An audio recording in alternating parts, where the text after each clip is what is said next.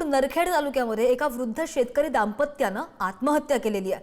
नापिकी, कर्जाचं वाढलेलं ओझं आणि शेतमालाला न मिळणारा भाव यामुळे या दाम्पत्यानं आत्महत्या केलेली आहे। नरखेड तालुक्यामधील कुंभारपेठ इथं ही हृदयद्रावक घटना घडली आहे। नरखेड तालुक्यामध्ये गेल्या 3 महिन्यांमध्ये 3 शेतकऱ्यांनी आत्महत्या केल्याची माहिती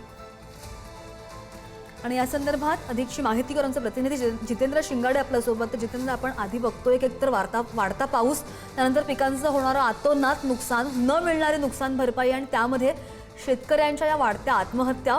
प्रशासन पातळीवर काय प्रयत्न केले जात आहेत? कोणी दखल घेतली आहे की नाही या आत्महत्यांची ज्या वाढत आहेत?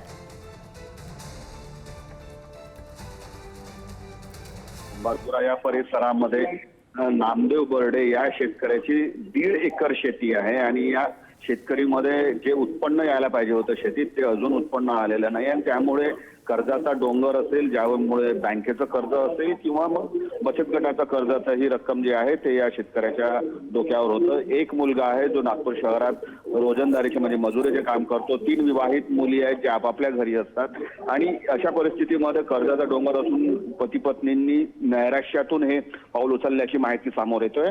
त्यांनी कीटकनाशकाचा वापर केलेला आहे, ज्यामध्ये पतीचा मृत्यू झालेला आहे तर पत्नीचा उपचार सुरू आहे आणि ती गंभीर असल्याचं सांगण्यात येते। त्यामुळे एकूणच जे शेतकऱ्यांची स्थिती आहे ती हलाखीची झाल्याचं आपल्याला दिसून येते। त्यामुळे शासनाने आणि सरकारने लवकरात लवकर जे कर्जबाजारी शेतकरी आहेत किंवा ज्यांचं नुकसान झालेलं आहे, आता एकीकडे पीक कमी उत्पन्न येते तर दुसरीकडे मोठ्या पावसामुळे देखील ओला दुष्काळ देखील अनेक ठिकाणी झाला। त्यामुळे सरकारकडून त्वरित मदतीची अपेक्षा या शेतकऱ्यांनी व्यक्त केलेली आहे। अगदी सरकारने तातडीने दखल घेऊन मदत करावी ही अपेक्षा।